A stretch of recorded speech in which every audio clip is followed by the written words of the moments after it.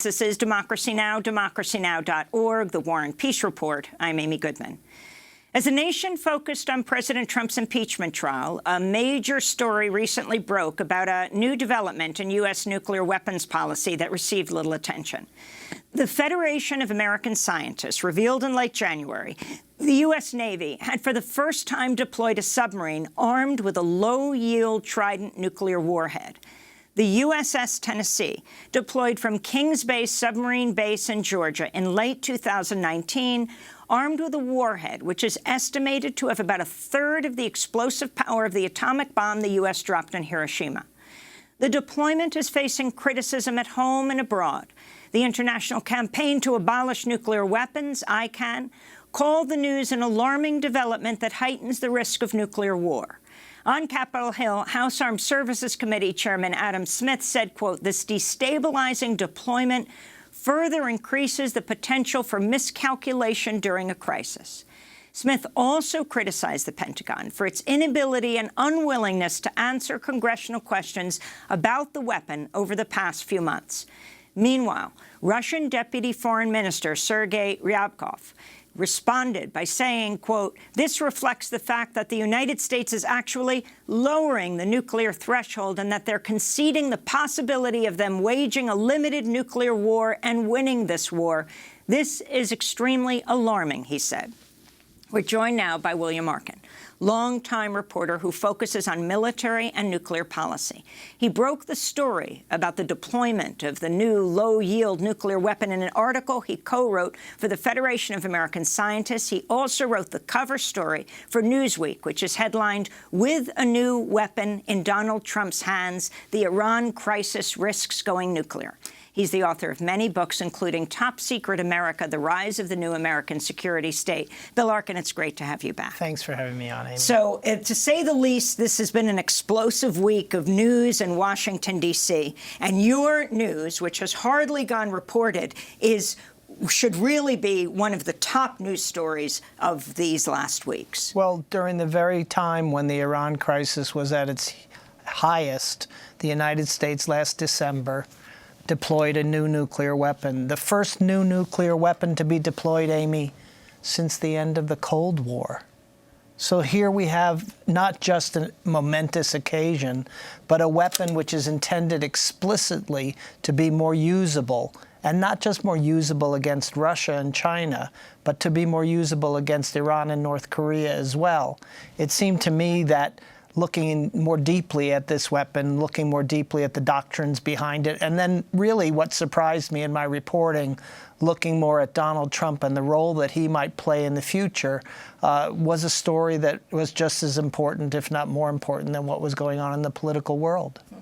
So talk about what this, what does it mean, low-yield nuclear weapon? Well, low yield is actually a little bit wrong. The United States actually possesses nuclear weapons with even smaller yields than 5 to 6 kilotons, which is what this is estimated at. That's 5,000 to 6,000 tons. And so that would be, if you thought of it in Manhattan terms, it would be probably something on the order of 20 square city blocks obliterated and radiation coming from that area. So to say low yield is, of course, a little bit wrong, but it is the lowest yield missile warhead available to the strategic nuclear forces. And the real reason behind deploying a Trident warhead with this low-yield weapon was that the United States, the nuclear planners, felt that they didn't have a prompt and assured capability to threaten Russia or threaten other adversaries. Prompt, meaning that it would be quickly delivered, 30 minutes, or even if a submarine is close, as low as 15 minutes, and assured, meaning that it isn't a bomber or an airplane that has to penetrate enemy air defenses in order to get to the target. So those two things, prompt and assured, is what they really wanted, and putting a warhead on the missiles on the submarines allowed them both covert deployments as well as getting close to the target. So talk about what this means between the United States and Russia. Well, between the United States and Russia, I think it really doesn't change very much. The Russians can denounce the Trident warhead, but the reality is that they have 2,000 of their own small nuclear weapons of this sort opposite Europe. And one of the justifications for the deployment of this new nuclear weapon, Amy, was that the Russians, in fact, had, if you will, a numerical advantage against NATO. And there was a desire to have a more usable nuclear weapon in order to eliminate that advantage. I think the U.S.-Russian situation is certainly tense, but it's not really what this weapon is about. What this weapon is about is having a more usable nuclear weapon against countries like Iran and North Korea, where, in fact, a shocking first use of nuclear weapons, a preemptive use of nuclear weapons, would be used to either stop a war or to destroy a very important target. Say, for instance, if there were a missile on a launch pad ready to strike at the United States. In 2017, General John Heighten, who's now vice chair of the Joint Chiefs of Staff, said the U.S. already has military capabilities to respond to Russian deployment of nuclear weapons.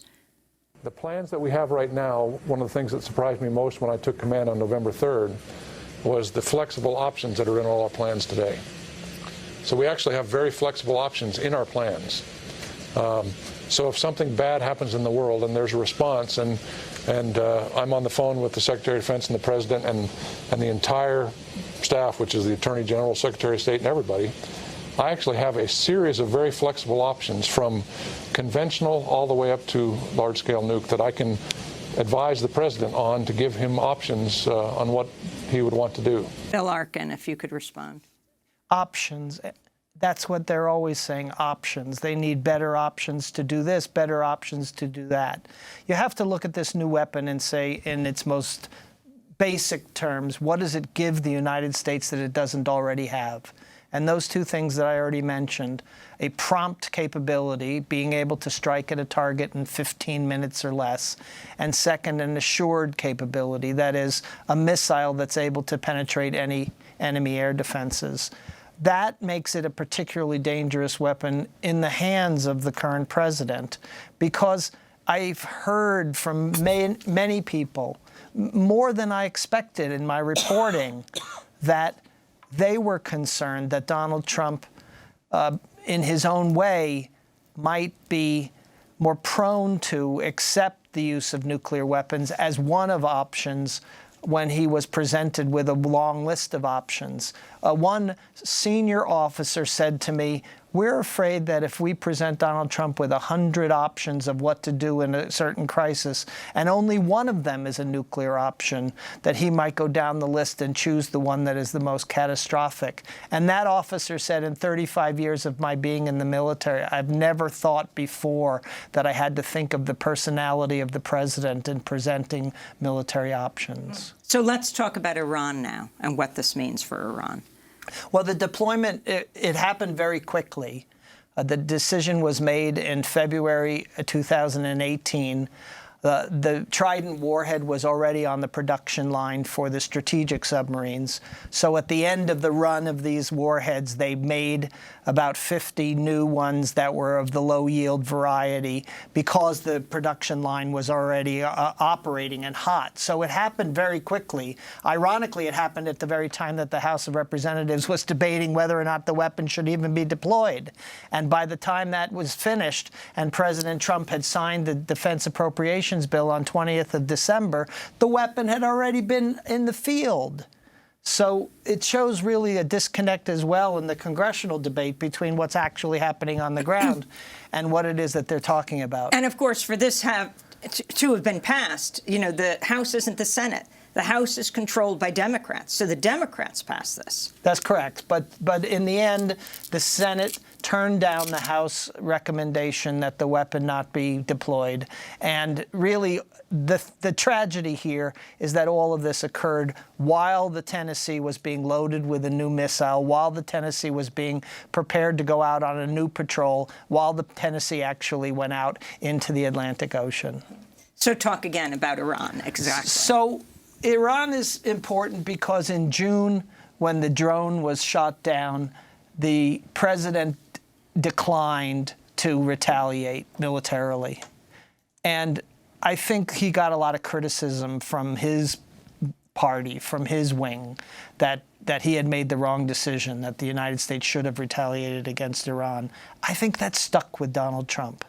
And I think in the end, when it came to the killing of Qasem Soleimani, the head of the Quds force in Baghdad, killed on the 2nd of January, that strike, people have told me, specifically was approved by Donald Trump, enthusiastically pushed by Donald Trump, because it kind of erased the mistake of him not retaliating in June. At the same time, the United States was also increasing the U.S. military presence in the Persian Gulf, in the Iran area. B-52 bombers were flown to Qatar. The USS Abraham Lincoln was sailed into the region, and there was a general buildup of defensive forces in places like Kuwait, Bahrain, the UAE, Saudi Arabia. At this very moment, when U.S.-Iranian relations are at such a deep, I think, divide, and at a time also when Iran is free, and it's not clear that they will, but free to continue to pursue the development of nuclear materials and nuclear weapons, I think that we see maybe the beginning of a little bit of a creation of an argument that Iran is developing weapons of mass destruction and that the United States is going to have to take action against that. And you've seen now from the president a number of very blunt statements that have said, we will not allow Iran to obtain a nuclear weapon. That's not necessarily what anyone I'm talking to in the military is focusing their attention on. They're much more concerned about Iran in Syria, Iran in Yemen, Iran's role in Iraq. But in terms of war planning, I think at the highest levels within the U.S. government, there's a general consensus about Iran as being still one of the axis of evil, still being in pursuit of nuclear weapons.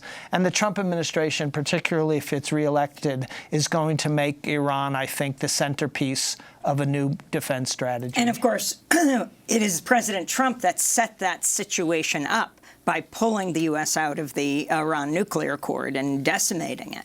Yes, that, and also the second decision that was made, which was designating the Quds force as a foreign terrorist organization. This, ironically, in kind of the bureaucracy of terrorism, triggered a number of decisions and a number of actions, one of which was with foreign terrorist organizations, the U.S. military then begins the process of targeting their leadership.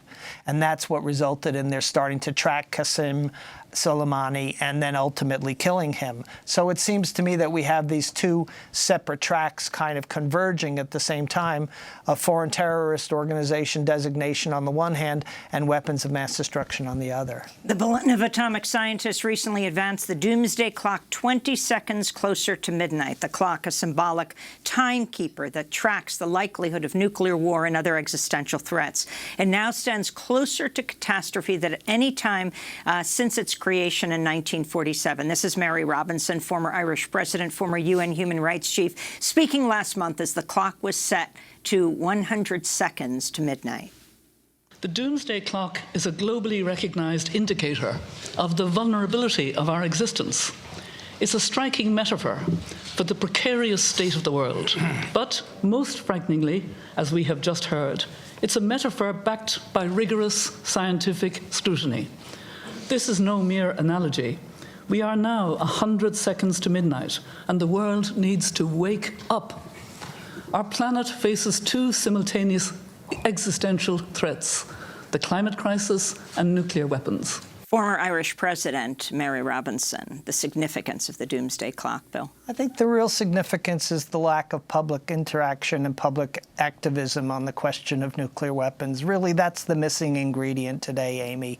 We have a situation where the United States and Russia are engaged in multi-hundreds of billions of dollars worth of nuclear modernization at a time when the United States is at a high level of crisis with Iran and North Korea.